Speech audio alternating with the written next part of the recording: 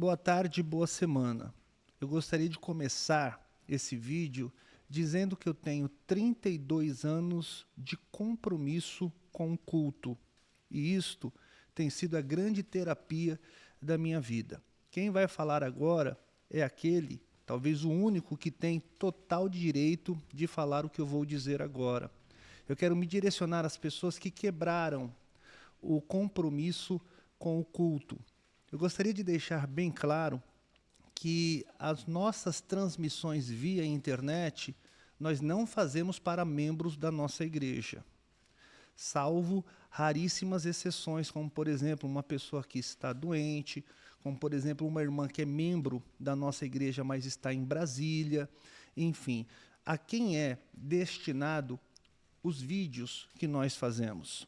São aquelas pessoas que estão prontas para tirar a sua vida, são aquelas que, frustradas dentro da religião, de repente decidiram nunca mais pisar em uma igreja e coisas do tipo, coisas semelhantes a essas, tá?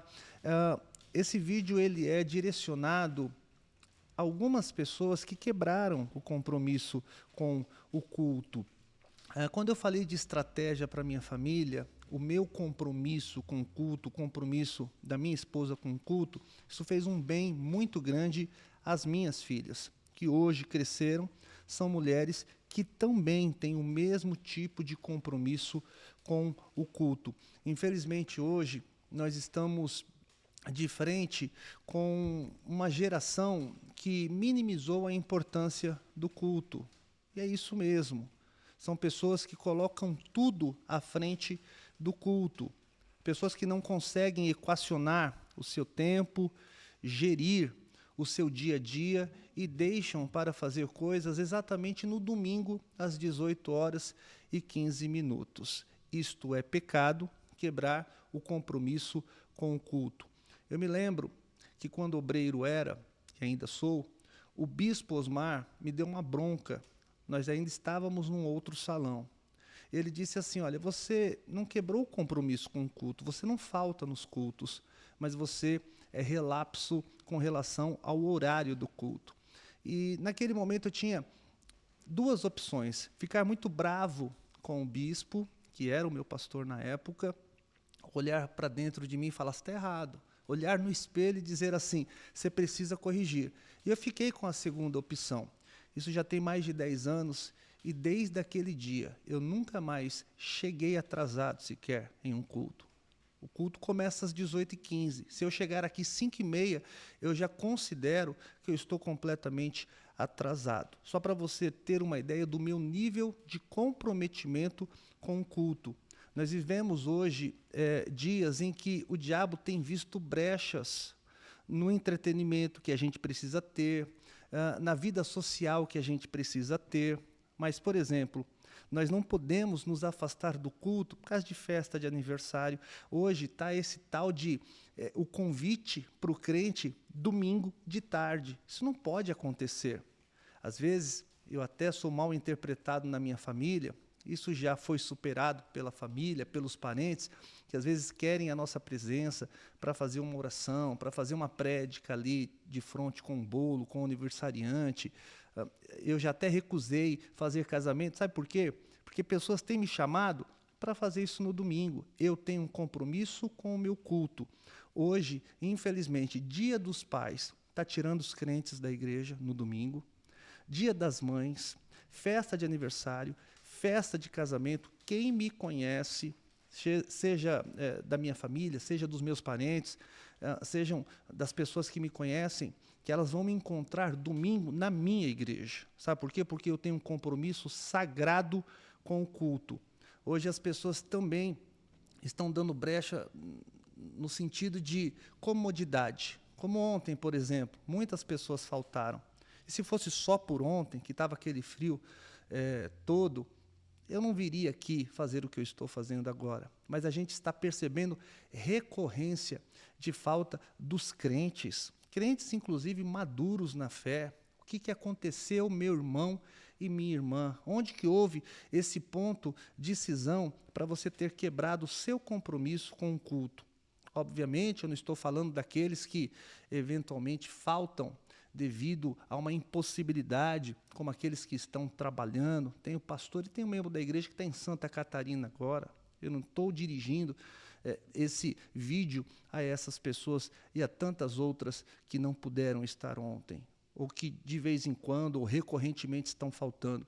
Eu me lembro que quando eu estava crescendo na fé, frequentando a igreja, nem obreiro era, eu me lembro que os pastores vinham até o altar para dizer, olha, vamos orar por fulano de tal, ele está doente, vamos orar por essa família, ela está passando por esse problema. E por que eles diziam isso? Porque eles eram avisados. Não apenas foi quebrado o compromisso com o culto, mas foi quebrado o compromisso com o seu pastor. Será que o seu pastor não merece uma satisfação? Como que eu vou orar por você se sequer você me diz por que você faltou?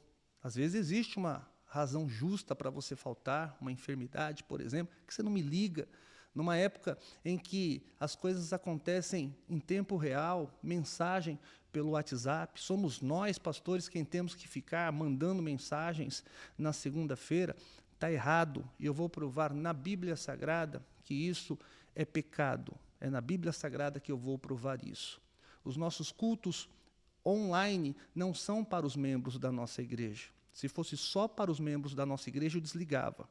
Nós fazemos um culto para o mundo todo, e especialmente para as pessoas que estão impossibilitadas de estarem presentes na sua igreja. Nós prestamos esse auxílio espiritual. A minha meta é alcançar gente que está acamada em uma UTI, onde um doutor possa ligar a nossa programação e mostrar para aquela pessoa.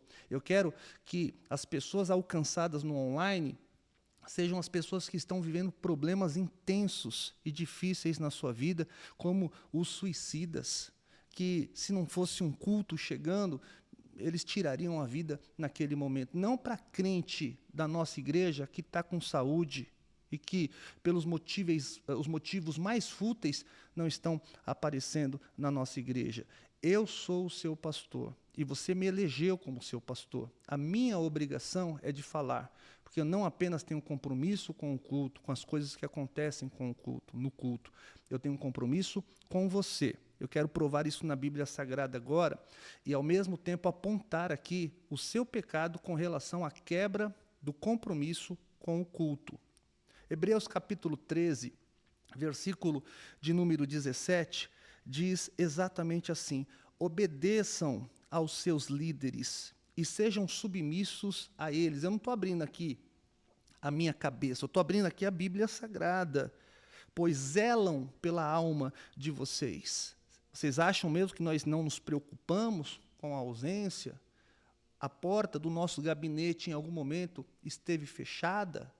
Será que quem é que está errando nessa relação? Quem quebrou com o culto ou quem está comprometido com o culto? Eles devem prestar contas, que eles possam fazer, os pastores vão prestar contas do seu pastorado, das pessoas que estavam sob sua responsabilidade. Olha isso aqui, ó. Aqui está o pecado. Que eles possam fazer isto com alegria e não gemendo. A sua ausência me faz gemer.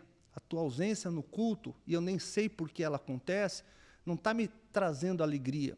Às vezes eu venho para um culto, eu vejo a igreja com tantos bancos vazios e eu trago você na minha mente. Por que está fazendo isso? Por que sequer avisa para a gente? Você está passando por um problema, a gente vem para o altar, a gente levanta a irmandade da igreja, a gente vai orar pelas pessoas. Mas quando se quebra o compromisso com o culto, obviamente se quebrará também o compromisso com o pastor. Eu tenho compromisso com o culto e por você eu estou gemendo, eu não estou tendo alegria. E aqui está o pecado que está muito camuflado, mas ele existe. As pessoas sequer estão pensando em seus pastores. Será que o meu pastor está preocupado comigo? Espera aí. Eu não vou no culto, não é normal, porque um crente no domingo é sagrado. Hoje estão colocando qualquer coisa à frente do culto, como eu já falei.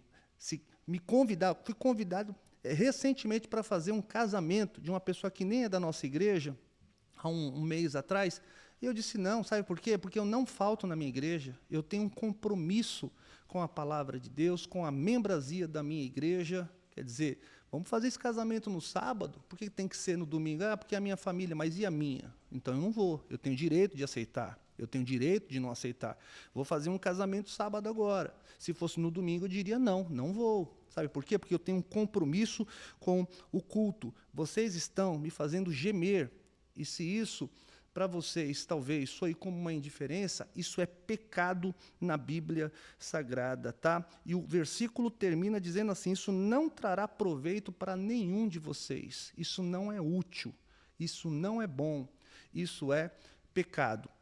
Tá? Então, eu aqui estou trazendo esse ensino porque eu tenho habilitação para isso. Eu sou o seu pastor. Por que eu não falei isso no culto ontem? Porque você não estava.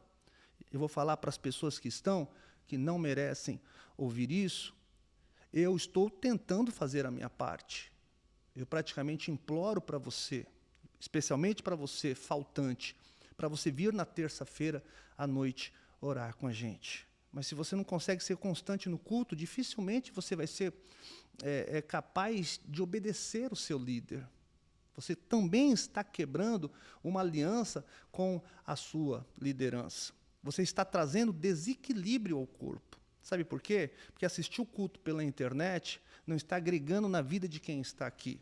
Você sabia que você, através desse poder tão intenso chamado comunhão, você abençoa a vida das outras pessoas e você também é abençoado pela vida da membresia da igreja? Está tudo errado. Chegou a hora de você corrigir esse caminho. De repente, está acontecendo dentro da sua casa algo absolutamente deletério, ruim.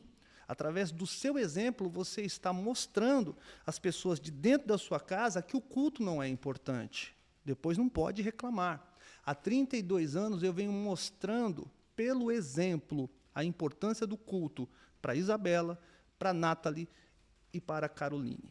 Todas elas sabem que não tem passeio de domingo. Todas elas sabem que não devem ir a encontros sociais no domingo, especialmente na hora do culto. Sabe por quê? Porque o meu compromisso é com Deus. O meu compromisso é com o corpo. Líderes, obreiros na casa do Senhor, que estão colocando coisas à frente do culto, isso nós não vamos poder tolerar também. Sabe por quê? Porque se com o membro que não é obreiro isso já é pecado, imagina com líderes da casa do Senhor. Nós não podemos agir dessa maneira. Então, quero chamar a sua atenção para você se corrigir. Apocalipse, capítulo 2, na palavra. Versículo 5. Lembra-te, pois, de onde caíste. Onde foi essa cisão na sua vida, meu irmão? Onde foi que você quebrou o seu compromisso com o culto? Onde, em que momento da vida foi que esses eventos sociais passaram a ser mais importantes do que o culto? Lugar de crente no domingo, às 18h15, como é o caso aqui do culto da Comunidade Batista Vidas no Altar, você tem que estar aqui, trazer a tua família para cá, não dar brechas para o diabo. Sabe por quê? Porque para toda ação existe uma consequência. Para todo tipo de semente que a gente lança na vida, haverá uma colheita. E não se engane, de Deus ninguém zomba. Acabei de pregar isso aqui no Clamor do Meio-Dia. Agora, tudo que o homem semear, isso ele vai colher. E não importa se ele está longe ou perto da presença de Deus. Errou, vai ter que assumir a responsabilidade, as consequências de seus erros. Eu sou um pastor que estou tentando fazer o meu trabalho da melhor forma possível. Não é na Comunidade Batista Vidas no Altar que você aprendeu a quebrar o compromisso com o culto. Lugar de crente, 18h15, é na sua igreja. Não é nem na igreja dos outros, é na sua igreja, a igreja que você decidiu fazer parte do corpo, seja de obreiros, da membresia como um todo. E todas essas coisas eu falo com muito amor, com muito carinho, como quem há de dar contas um dia diante de Deus. Eu não quero um dia me encontrar com Deus e Deus dizer assim: sequer você disse às pessoas que elas estavam errando? Sequer você falou a elas que elas quebraram um compromisso com as pessoas e comigo? O compromisso com o culto?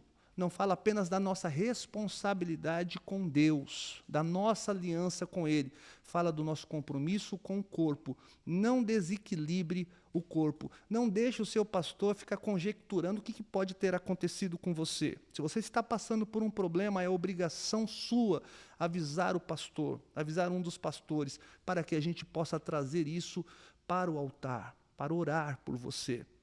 E se foi pelo frio que você faltou, vai orar. Você precisa ter de novo um encontro com Deus. O apóstolo Paulo disse que nada separaria ele do amor de Deus. Nem frio, nem chuva, nem altura, nem profundidade, nem largura, nem anjos, nem principados, nem absolutamente nada.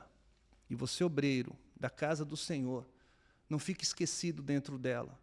Haja correto, de maneira correta, com o altar. O altar te espera, mas não negligencie o altar. Não despreze o altar. Não é contra mim que você, de repente, tentando mandar um recado, talvez vai atingir. O pecado é contra Deus. Então, eu lhe peço, com muita humildade, com muito carinho, obedeça ao seu líder. Ouça as palavras do seu pastor. O seu pastor está te ensinando, é a Bíblia Sagrada.